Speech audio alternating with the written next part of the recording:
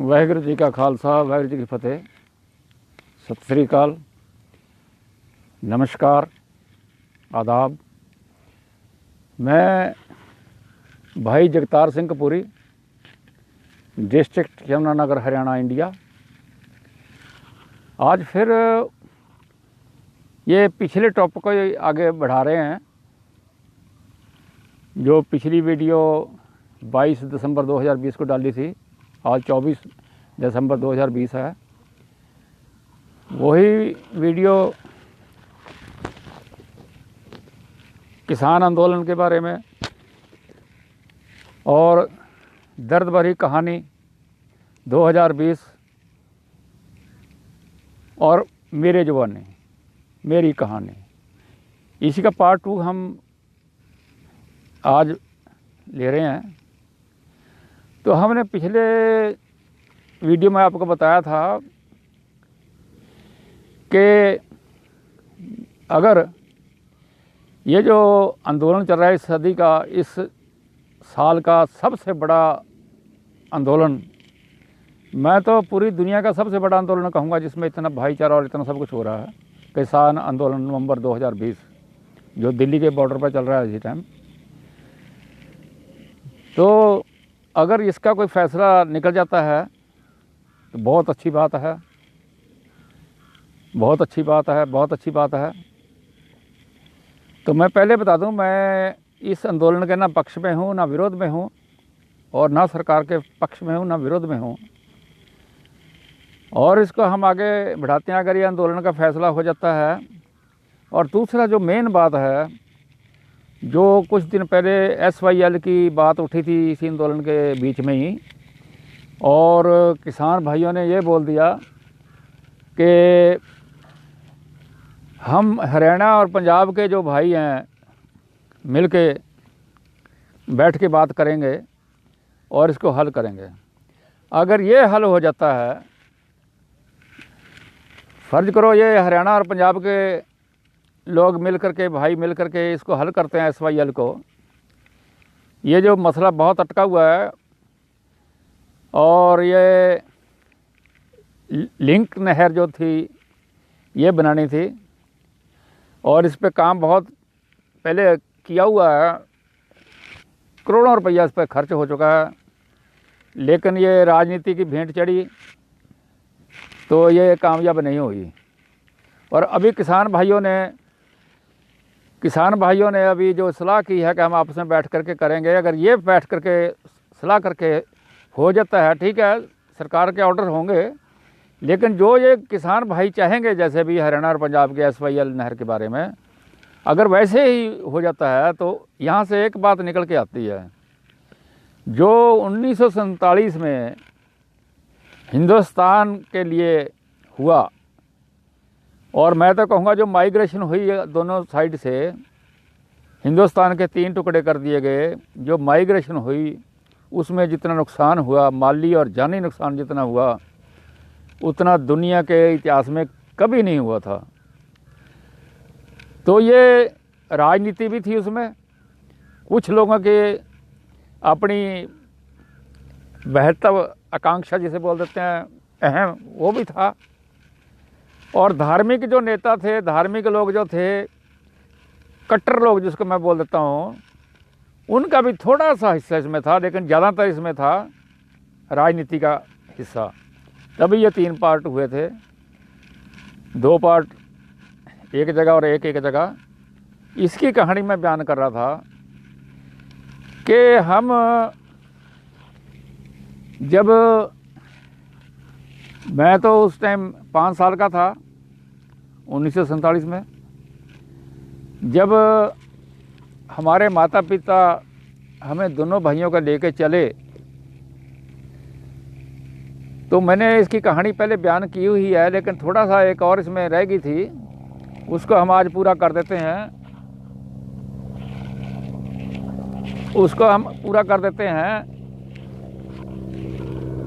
तो वो ऐसा था कि जिस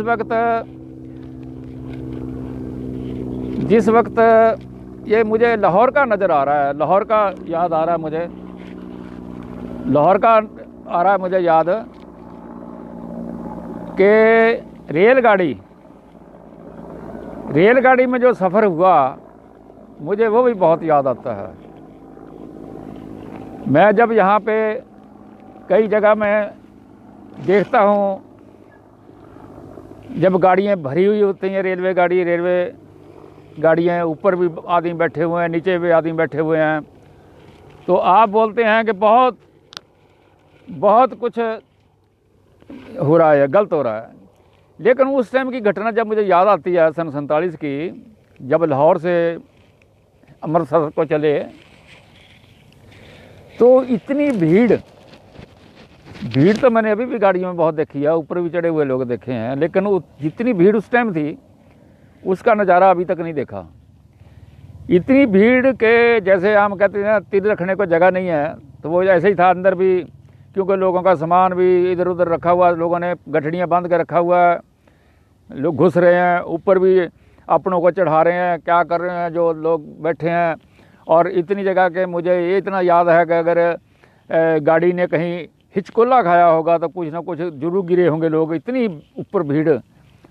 और हमारे पिताजी, हमारी माताजी और 2.5 महीने का हमारा छोटा भाई माताजी की गोद में था, उसको लेके वो रेलवे स्टेशन पे साइकिल था, साइकिल के ऊपर एक छोटी सी गठड़ी बांधी हुई थी कपड़ों की, और उसको लेके वो उन्होंने 2-3 चक्कर प्लेटफार्म का लगाए, लेकिन कहीं भी ऊपर कहते भी रहे वो लोगों को कि इनको हमें चढ़ाने दो, ये करो वो करो, लेकिन किसी ने भी उस साथ नहीं दिया उनका, क्योंकि सबको अपनी अपनी पड़ी हुई थी, जगह थी नहीं बिल्कुल भी।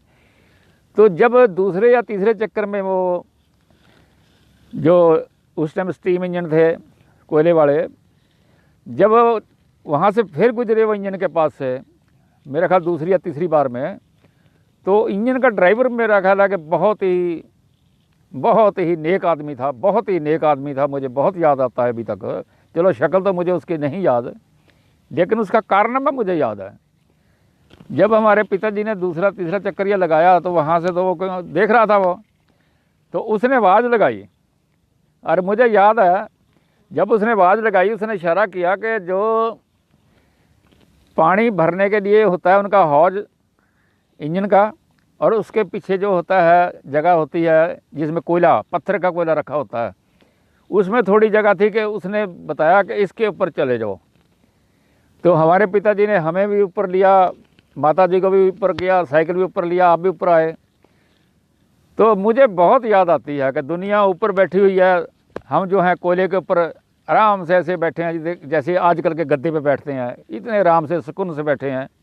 लेकिन जब आके उतरे हैं तो तब हमारे मुंह सिर सारे काले थे, कपड़े भी काले थे, वो बुरा हाल था, तब देखने वाला हाल था हमारा, बहुत बुरा हाल था। मुझे वो भी बहुत याद आता है कि वो भी समा था, ज़माना था। अभी मुझे इतना भी याद है कि हमारा जो काफ़िला था उसके अंदर सिख ज़्यादा थे, क्योंकि लायलपुर से वो काफ़िला चला था जब, तो लायलपुर में सिख ज़्यादा थे, आबादी ज़्यादा थी, दूसरे भी थे, सारी कौमें थी, लेकिन जो हिंदू लोग थे उस टाइम हमारे साथ वो बहुत कम थे उसमें। और गाड़ी में भी मैंने कम ही देखे। और एक जब मैं अभी फ़ोटो में देखता हूँ तो इधर की जो बैलगाड़ियाँ दिखाते हैं जाते हुए, रेलवे में ऊपर चढ़े हुए दिखाते हैं, लेकिन मैंने जो बहुत सा मैं फ़ोटो देखता हूँ, कई बार फ़ोटो आती हैं, अखबारों में भी आते हैं, वैसे भी आती हैं और टेलीविज़न पर भी आ जाती हैं, रेलगाड़ियाँ भरी हुई जा रही हैं सन 47 में, इधर से उधर, उधर से इधर, लेकिन कभी भी कोई ऐसी गाड़ी नहीं दिखाई जिसमें सिख भरे हुए हों। ऐसी गाड़ी मैंने आज तक किसी फ़ोटो में नहीं देखी जिसमें के सिखों की गाड़ी हो और सिख भरे हुए हों, ऊपर बैठे हुए हों, नीचे अंदर घुसे हुए हों, बुरा हाल हो, ऐसी मैंने कोई तस्वीर अभी तक नहीं देखी। और दूसरी जो बैलगाड़ियों पे काफ़िले हैं, क्योंकि हमारा काफ़िला भी मैंने आपको पहले भी बताया था कि पूरा सामान लाद करके गाड़ियों में रखा गया और गाड़ियाँ धीरे धीरे आ रही थी, उन गाड़ियों के भी कभी कोई फ़ोटो हमने नहीं देखी। भी चलो हमारे काफ़िले के नहीं, और भी काफ़िले कई आए होंगे, किसी काफ़िले में भी सिखों का कोई ऐसा नहीं दिखाई दिया जहाँ के बैलगाड़ियों में सिखों का सामान लदा हुआ हो और सिख आ जा रहे हों, ऐसा मैंने कहीं नहीं देखा।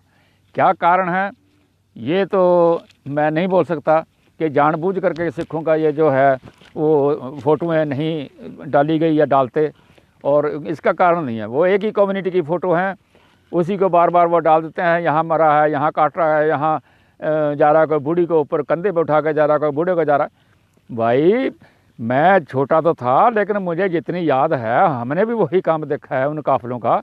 लेकिन क्या आपको ये लगता है कि सिख जो है वो हवाई जहाज़ में आ गए इधर? क्या आपको लगता है कि सिखों ने वो मार काट और वो नहीं सही? क्या आपको लगता है कि सिख जो है बड़े अच्छी तरह से आराम से वहाँ से किसी नौकों में बैठ के आ गए? मुझे आज तक एक भी तस्वीर नहीं मिली जिसमें कि ये दिखाया गया हो कि सिख भी जो थे वो वहाँ से इधर को गाड़ियों में और बैलगाड़ियों में लेके अपने बुज़ुर्गों को उठा के, बच्चों को लेकर, आप अंदाज़ा लगाइए, मेरा 2.5 महीने का भाई था और जिसको माताजी लेके आ रही थी, आप ये देखिए कि 2.5 महीने का अगर बच्चा, तो और भी बच्चे होंगे कहीं कि ऐसा कि जापा भी बीच में रास्ते में हुआ होगा, तो किसी सिख की फ़ोटो आपने नहीं दिखाई। और आप भी देखिए, मैं ऐसे नहीं बोल रहा हूँ, आप भी देखिए, कभी जितनी भी दिखाई देंगी वो किसी और कम्युनिटी की दिखाई देंगी उसमें। और गाड़ियों में लदे हुए हैं, बैलगाड़ियों पे भी हैं, बूढ़ा बूढ़ी को उठा भी रखा है। लेकिन क्या सिखों के ऊपर ये काम नहीं हुआ? मुझे बहुत अफसोस होता है इस बात का। मैं कई बार ढूंढता हूँ कि वो फ़ोटो कोई ऐसी आए जिसमें कि सिख भी रेलगाड़ी के ऊपर चढ़े हुए हों और इतनी भीड़ हो कि थोड़ा हचकोला खाने से आदमी नीचे गिर जाए, और नीचे गिर जाए कोई परवाह भी ना करे, भाई मरा है तो मरने से, जैसे कुत्ता बिल्ला मर जाता है। वो भी टाइम था। और उसके बाद मैं एक और बात क्लियर कर देता हूँ, साफ कर देता हूँ, किसी भी अच्छे आदमी ने कत्लो गार्द नहीं की दोनों साइड में, उधर से इधर आने वालों के साथ या इधर से उधर जाने वालों के साथ। फिर आप सोचेंगे कत्लो गार्द हुई क्यों और हुई कैसे और किसने की? देखिए, जो मैं बचपन से जब देखा, इधर आए थोड़ी होश थी थोड़ी सी, जो मुझे उस टाइम की तस्वीरें याद हैं, वो लोग जो कत्लो गार्द करने वाले थे वो लोग एक किस्म के डकैत थे। उन लोगों को ये था कि ये जो पहली तो वो सामान वगैरह लूटना उनका कारोबार था। दूसरा उन लोगों को ये था कि जो इनके घर बार में जो लकड़ी लगी हुई है, जो भी कीमती सामान है, कोई बैल गाड़ी, बैल घोड़ा गाड़ी जो भी था, उसकी लूट मार के लिए। और एक और जो असली बात थी लोगों के, जो उस टाइम जहर में थी लोगों के, या जो बड़े आदमी थे या थोड़ा समझते थे, वो ये था कि उनके जो इधर से उधर जाएंगे या उधर से इधर हैं, दोनों की क्वालिटी एक ही है। जो लूटने वाले थे, लूट मार करने वाले, कत्लो गार्द करने वाले, उनका ये था कि ये जो चले जाएंगे, इनके घर बार हम संभालेंगे और इनकी ज़मीनें हमारे पास रह जाएंगी। ये सबसे बड़ी जो कत्लो गार्द का कारण ये था। जो अच्छे ज़िम्मेदार आदमी थे, अच्छे समझदार आदमी थे, उनके दिल में यह था कि ये मार दो, काट दो, भगा दो, इनकी ज़मीनें हम संभाल लेंगे। मुझे ये भी याद है कि जब अलाटमेंट होनी शुरू होगी, वही लोग जो कत्लो गार्द करने वाले थे, उनमें से कई जिंदा थे। मैं भी कईयों को जानता हूँ। और वो तो पनीरी अभी ऐसा से ख़त्म होने जा रही है, जिन्होंने ये कांड उस टाइम कत्लो गार्द की थी। मैं बहुत अच्छी तरह परिचित हूँ उन लोगों से कि जिन्होंने ये कत्लो गार्द की। वो बड़ी शेखी से मेरे को भी बताते थे, हमने इतने आदमी मार दिए, हमने गोली चला दी, हमने एक आदमी को वहाँ कर दिया, हमने ऐसा कर दिया। तो देखिए, उसमें अच्छे आदमी ने, जो वैसे राजनीति में भी अच्छे आदमी होते हैं, धर्म वाले भी अच्छे आदमी होते हैं, दोनों धर्म थे, टकराव आपस में हुआ तीनों धर्मों का, और वो नुकसान हुआ शरीफ आदमी का। और किया किसने? जो ऐसे बेईमान लोग थे जिन्होंने लूटना था कुछ, और ये था कि ज़मीनें जो हमारे हक में आ जाएंगी हम साम लेंगे। ये हमारे साथ भी हुआ, हमने खुद देखा। जब कत्लो गार्द की मैं बात बताता हूँ, जब हम इधर आए तो एक जगह में एक ये जिसमें गोबर के उपले वगैरह रखते हैं, ये वो ढेर लगा हुआ था, राख थी वो। तो हमें छोटे छोटों को बताते थे कि यहाँ पे एक आदमी को मार के डाल दिया गया, फिर आग लगा दी गई। आग लगाने के बाद वो वहीं पे उसकी राख है, ये है, वो है, ऐसा भी सुनाते थे। और एक मैं और बात बता देता हूँ, ये मेरी आंखों देखी बात बता रहा हूँ मैं आपको। मैंने बताया था कि मैं कपूरी से मारवा खुर्द, उस टाइम की तहसील जगाधरी, ज़िला अम्बाला, पंजाब। उस टाइम मैं जब छोटे मारवा खुर्द में पढ़ने जाता था, तो एक छोटा सा जंगल पड़ता था। वो जंगल भी कैसे था, क्योंकि ऐसी जगह मैं 3-4 जगह जानता हूँ जहाँ के पहले कभी आबादी होती थी, वहाँ से वो हिजरत कर जाते थे। कोई आग लग गई, किसी ने आग लगा दी, या वहाँ से खाना पीने का सामान पानी वगैरह ख़त्म हुआ तो दूसरी जगह में शिफ्ट कर गए। तो वहाँ पे कई कई साल तक कोई उपज नहीं होती थी, वो जंगल बन जाता था। मैं 3-4 जगह कैसे जानता हूँ जहाँ के वो जगह थी। तो वो जो जंगल था उसको ढाका बोलते थे हमारे लोग। और जब हम उसमें से गुजरते थे तो वहाँ पे एक चोटी की हुई, ये औरतों की चोटी की हुई खोपड़ी का ऊपरला हिस्सा था। मांस उसका कौओं वगैरह ने खा रखा था। खोपड़ी सूखी हुई थी, क्योंकि काफ़ी साल की बात हो गई वो, सन 47। और ये जो मैं आपको सुना रहा हूँ ये 48 और 49 की बात है। वो हम कई बार जाते थे तो वो बिल्कुल रास्ते के पास में पड़ी होती थी। तो मेरे जहन में भी आता था कि ये इंसान की है, क्योंकि उसके जो बाल थे वो मेरा ख्याल है नौजवान लड़की थी जिसके बाल 1 फीट से थोड़ा कम ही होंगे और बहुत अच्छे बाल, बिल्कुल ऐन उसने गूंथड़ी की हुई, लेकिन उसके खोपड़ी का ऊपरला हिस्सा था, खोपड़ी में बाल जमे हुए थे, लगे हुए थे वो, और ऊपरला हिस्सा था उसका, बिल्कुल खाली ऊपरला हिस्सा थोड़ा सा। तो कई बार मेरे जहन में आता, देखो ये भी कोई कभी जान होगी इसके अंदर, और ये मार के यहाँ पे फेंकी गई, क्योंकि जंगल में वैसे तो कोई काम नहीं था। तो ऐसा कहने का मतलब ये है कि दरिंदे वो दोनों तरफ थे, लेकिन वो अच्छे इंसान भी थे। दरिंदे उस टाइम में जो लालची लोग थे, ज़मीनों जायदादों का कब्जा करने वाले, हमें मिल जाएंगी, हमें मिल जाएंगी, हमें मिल जाएंगी, लूट मार का साधन। और वो भी ऐसा कि जिन्हों को बहुत गरीबी थी या कुछ था, वो लूट मार में वही थे। जो अच्छे आदमी थे वो तो लूट मार का उनको काम नहीं होता। जो बड़े आदमी हैं उनको क्या काम था, उन्होंने तो आगे अगर किसी को हल्लाशेरी दी होगी तो आगे हल्लाशेरी दी होगी उन्होंने। तो ऐसे जो कारण जो है वो सन 47 के वाक़यात हैं, और 47 के बाद की मैं आपको बात बता रहा हूँ। अभी जो मेन मुद्दा है मेरा कहने का वो ये है कि अगर SYL का मुद्दा हमारे किसान भाई हल कर लेते हैं और दुनिया के अंदर एक मैसेज जाएगा कि सरकारों ने, लोगों द्वारा चुनी गई सरकारों ने इतने साल इस पे राजनीति की, और ये SYL का जो था हल नहीं हो सका नहर का, तो भाइयों ने मिलकर, पंजाब और हरियाणा के किसानों ने मिलकर के इसको हल कर दिया और गवर्नमेंट को सहमति देनी पड़ गई। ये मैसेज सारी दुनिया में जाएगा, और जब जाएगा तो एक आपने और देखा होगा, कई जो देश थे वो बंटवारा हुआ, अलग अलग हुए, लेकिन फिर बाद में वो इकट्ठे हो गए। तो मेरे जहन में ये आता है कि जैसे हमारे 3 टुकड़े कर दिए गए उस टाइम 47 में हिंदुस्तान के। 3 टुकड़ों में से फिर वो 2 टुकड़े थे, दोनों का एक एक भाग भी था, और अभी तो वो 3 टुकड़े अलग अलग हैं। मेरे जहन में ये आ रहा है कि जब ये हमारे बड़ा पंजाब और हरियाणा के किसानों का संदेश जाएगा लोगों में, दुनिया में, तो हो सकता है वो ये दूसरे जो हमारे टुकड़े हैं उनके भाई भी सोचें भाई कि हम कभी इकट्ठे थे। तरक्की तो चलो उस टाइम नहीं हुई, क्योंकि हमारा जो सरमाया था हम होता था, मेहनत हमारी होती थी, लेके वो आदमी चला जाता था दूसरी जगह में। लेकिन ये भाई अगर सोचेंगे तो हो सकता है ये तीनों खित्ते जो हैं, तीनों जो पार्ट हैं, ये इकट्ठे हो जाएं। इनकी जो जनता है उनको इतना संदेश पहुँचे और वो किसी भी बहकावे में ना आए राजनीति के, और धार्मिक उन्माद में ना आए, और हो सकता है ये तीनों खित्ते दोबारा फिर इकट्ठे हों।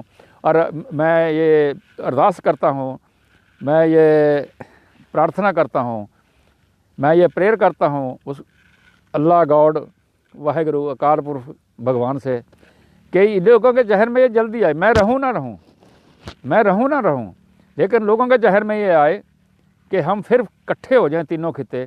और ये मैं ऐलानिया करता हूँ, अगर ये तीनों खित्ते दोबारा इकट्ठे हो जाएं, दुनिया की नंबर 1 ताकत तो छोड़िए, नंबर 1 से भी क्या बनेगा, वो सारे संसार पे हुकूमत हमारे इनकी तीनों खित्ते अगर इकट्ठे हो जाएं तो होगी। और तीनों खित्ते ये राजनीति और धार्मिक उन्माद नहीं होने देते, ये इकट्ठे नहीं होने देते। पहले भी जो है 2-4 आदमी के अहम ने, 2-4 आदमी थे, ज़्यादा तो थे नहीं, 2-4 आदमी के अहम ने, अहंकार ने इनको आपस में बांटा। और ये जब कोई भी धर्म ये नहीं बोलता कि आप अहंकार कीजिए, अगर इनको ये समझ आ जाए और ये अहंकार छोड़ के तीनों खित्ते इकट्ठे हो जाएं, ठीक है, सेंटर में एक सरकार हो जाए तीनों खित्तों की, और अपने अपनी स्टेट में वो ठीक है, वो अपने जो चीफ मिनिस्टर हैं उनके बने रहें, और पूरा बंदोबस्त सेंटर का हो या कैसे भी हो। ये तो अगली बात है कि जो विद्वान लोग हैं या समझदार लोग हैं वो कैसे करेंगे कैसे नहीं करेंगे, वो तो उनका अपना मसला है। लेकिन मैं तो यही सोचता हूँ कि अगर तीनों खित्ते इकट्ठे हो जाएं तो कुछ शान ही हिंदुस्तान और दूसरे जो इसमें जो टूटे हुए भाई हैं तो शान ही कुछ और होगी। तो आपने भी देखा है कि आप जब दूसरे खित्तों में जाते हैं, जैसे आप बंगाल में गए तो बंगाल के पास जो दूसरा खित्ता हमारा टूट के बना हुआ है तो उनका रहन सहन खान पीन सब कुछ एक है। और ऐसे ही जो हमारे पंजाब में जो बना हुआ है, जो पंजाब के साथ जो दूसरा खित्ता बना हुआ है हमारा टूट के गए हुए हैं, उनका रहन सहन और पंजाब का रहन सहन एक जैसा, खाना पीना एक जैसा, सारा एक जैसा है, लेकिन धर्मों में थोड़ा सा फ़र्क हो गया। तो इसलिए मेरी प्रार्थना है उस गॉड से, अल्लाह से, वाहिगुरु से और भगवान से कि ये लोगों को समझ आए और इकट्ठे हों सारे पूरे। मैं तो बोलता हूँ कि पूरा संसार के भाई बंद इकट्ठे हों। ये जो हम दौड़ लगाते हैं, ये उसको नीचे करो, उसको नीचे करो, उसको मारो, उसको काटो, उस पर हमला कर दो, जितना खर्च आजकल हमारे असले पे हो रहा है, सारे दुनिया के असले पे हो रहा है, इतने खर्च में तो हर आदमी जो भी इस जगह में पैदा होगा, जो भगवान ने इसमें पैदा, आप भगवान का मानते हैं नहीं मानते, मुझे कुछ लेना देना नहीं है, जो इंसान इस धरती पे पैदा होगा उसकी रहो रंगत ही कुछ और होगी। अगर सारे ये बॉर्डर टूट जाए, पूरे दुनिया का एक माहौल हो जाए, शांति हो जाए, तो अगर बाय द वे ऐसा हो कि पूरा कोई आपस में लड़ झगड़ के फिर कहीं एकता हुई, कहीं वो कमांड एंड कंट्रोल हुई, उसका क्या फ़ायदा। अगर ये सहमति से सारे इकट्ठे हो गए, जैसे यूएनओ बनाया और बनाया, ऐसे ये सारे अपने आप को इकट्ठा कर सकते हैं, कोई इसमें बड़ी बात नहीं है। लेकिन ये टाइम होगा, ये जागृति आएगी लोगों में, लेकिन वो तब की बात मैं कर रहा हूँ अगर हमारा SYL का झगड़ा हरियाणा और पंजाब के किसान मिलजुल के हल कर लें और दुनिया को दिखा दें कि सरकारें जो हैं वो राजनीति से चलती हैं, लेकिन हम जो लोग हैं हम अपने दिल से, दिल की आवाज़ को सुनते हैं और SYL नहर का हल निकालते हैं।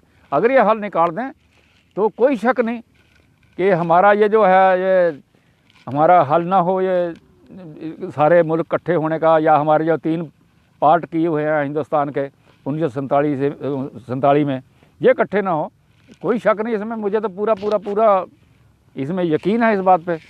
तो कोई बात नहीं, फिर मिलेंगे। अभी ये 399 ये वीडियो जो है, ये 399 399 है ये, और जो 400 होगा, 400 होगा वीडियो, उसके बारे में जल्दी आप, ये नया साल आने वाला है, इससे पहले मिलेंगे आपसे। धन्यवाद।